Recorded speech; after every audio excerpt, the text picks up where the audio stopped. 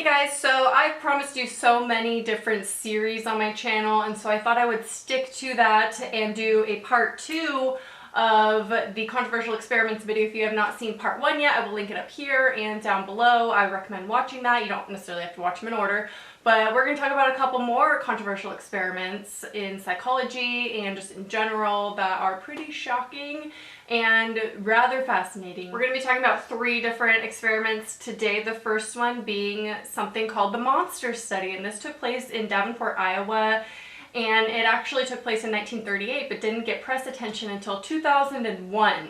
That's how long it took to get attention. Back in the day, this would be considered a little bit less controversial. That's probably why it was pretty much nothing to them back in the day, but now it would definitely be considered something controversial. It would never work in today's society and never pass, for sure. First of all, it's nicknamed the monster study because it reminded people of the Nazi experiments on humans during World War II. So Wendell Johnson is the guy behind this pretty much. He did recruit another graduate student named Mary Tudor who actually performed the study. However, he kind of facilitated it and came up with the idea behind it. So he had a pretty bad stutter, and the school he was attending believed it to be a physiological issue, but he believed it to be a psychological issue because he spoke fine until about the age of 5 or 6, until one of his teachers told his parent that he was starting to stutter. So he believed that you could convince any child to stutter, or you could give them a stuttering problem just psychologically, and that it actually wasn't based on genetics or biology. And he even said, and I quote,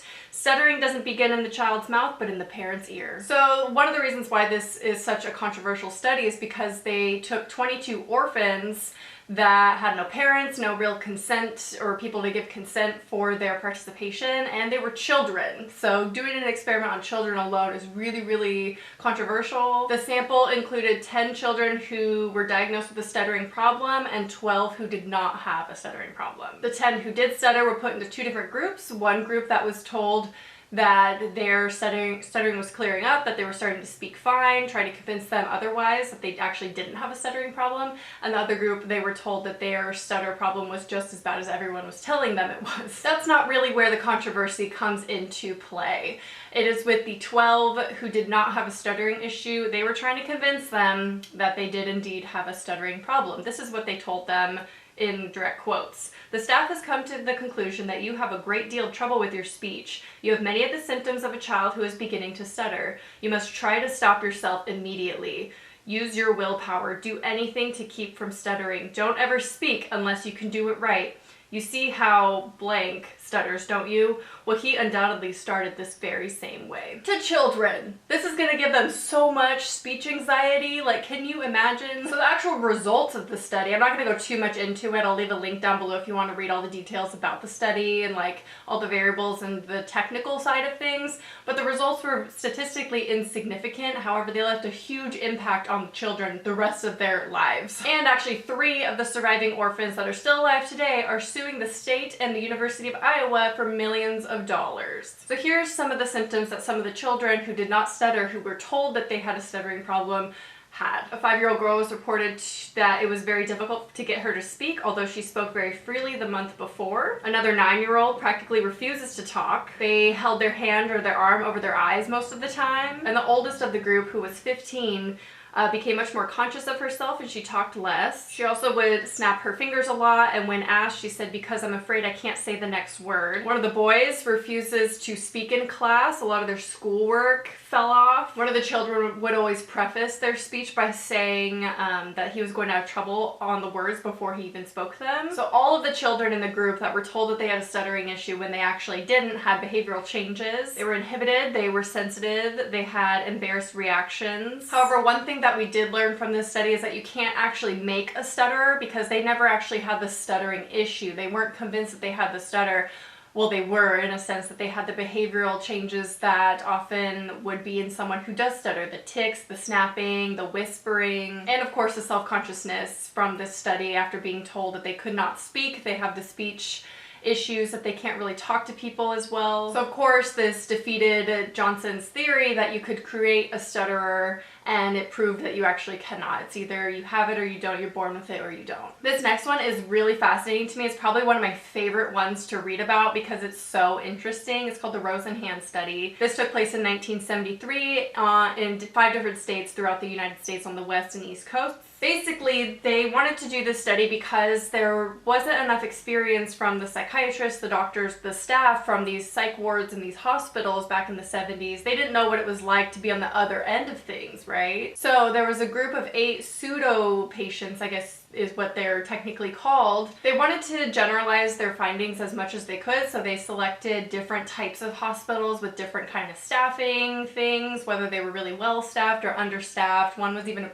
really strict private hospital. And now this isn't the first time this kind of research has been done. There have been other people in the past, researchers who have gone into hospitals pretending to be patients, but it was always for a short period of time, and usually there were people aware of their presence and why they were there. So they more than likely received special treatment because other people, other doctors knew that they were there for that reason. They all kind of claimed to have the same symptoms of hearing voices, and when they talked about their past, previous life occurrences, life events and everything, that was all accurate to the person. The only thing they changed or fabricated was the psychological symptoms that they were experiencing, but they weren't really. So they were all admitted under the diagnosis of schizophrenia, and once they were admitted into the hospital, they began acting like their normal self. So they didn't display any of the symptoms that they had been claiming that they were experiencing beforehand. And now they did this on purpose, but the patients caught on before the doctors ever did, which was why this one's a little bit controversial. The doctors and the psychiatrists never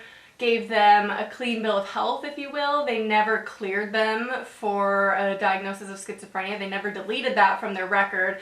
And what was interesting is when they were discharged, they had to put in remission, and so that diagnosis followed them the rest of their life. There is a reason behind this that I'll get into, but basically the patients were starting to see that they were acting normal, and they were totally on to them. They would say things like, "You're not crazy, you're a journalist, you're checking in on the hospital," and stuff like that. It's also controversial because some of the evaluations that the psychiatrists gave to these pseudo patients were fabricated or exaggerated to better support their diagnosis of schizophrenia. There's a specific example of this in the article, which I will link down below. It's really, really long, but if you're really interested in this, I recommend reading it because it's fascinating.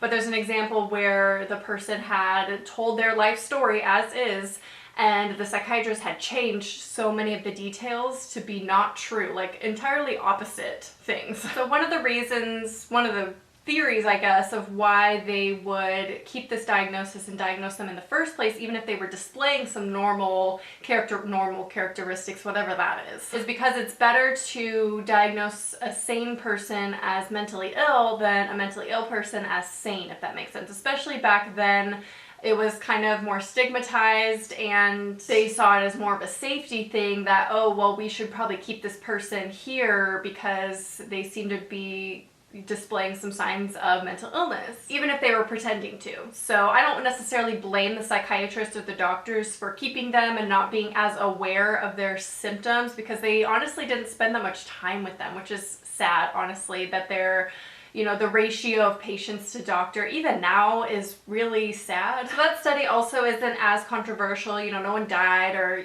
there wasn't pain inflicted and things like that. But it is interesting to see that once you're given that diagnosis, you could even pretend, well, this is back in the 70s, and you could still be discharged and have that diagnosis haunt you forever. And it kind of shined light on the fact that the doctors weren't that aware of their actual patients and were very unintentionally quick to fabricate and exaggerate their stories to better help their diagnosis. So the last one we're going to talk about today was performed in 1924 by a guy of the name Landis, who was a psychology graduate of the University of Minnesota. He was really interested in facial expressions and whether certain facial expressions were very specific to certain emotions. And you may have heard, if you study psychology or probably some other majors as well, that there are a basic 5, I believe, facial expressions that everyone in every culture can recognize. So this study was done by taking the participants, painting some black lines on their face so they could tell what part of their facial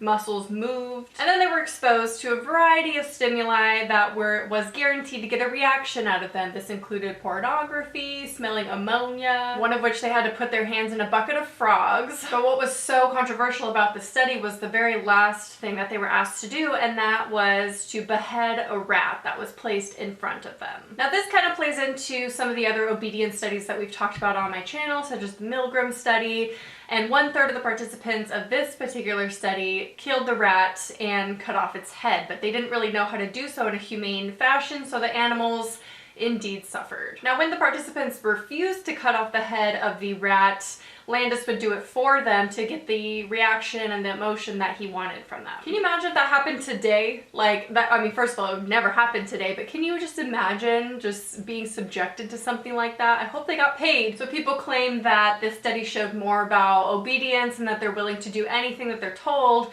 than anything about facial expressions, and it didn't actually prove his points, so it was kind of pointless. So that is all the experiments I'm going to talk about today. Let me know if you want a part 3 to this and which part 2 of other videos that I promised that you want first. Did that make any sense? You get what I'm trying to say. What series do you want me to continue next that I've promised on this channel? Let me know if you've heard of any of these down in the comments, or if you know of any other psychological experiments that are quite controversial down below. I hope you enjoyed, and I'll talk to you soon. Bye.